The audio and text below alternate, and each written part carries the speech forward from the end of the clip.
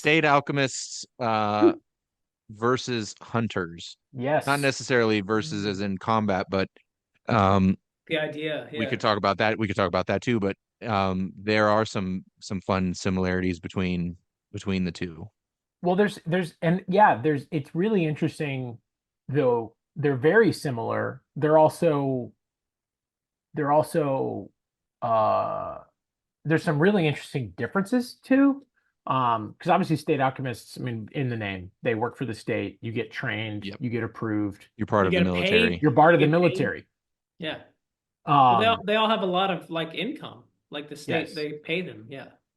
Um, And well, and this is one thing that where I think you can get to some really interesting both differences of the two worlds where um Full Metal is a a world where like conspiracy is at the heart of Full Metal.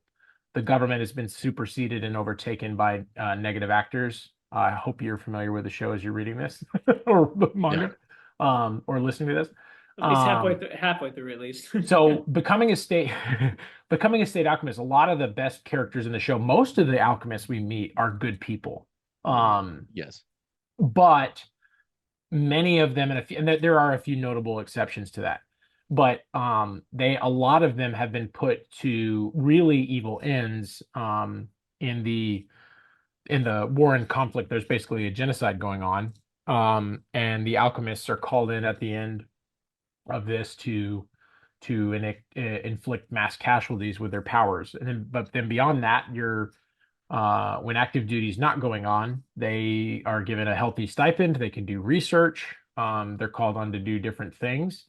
But as we said, at the top of the chain, they're submitting to the Führer, in this like steampunk, bizarro, otherworld Germany maybe.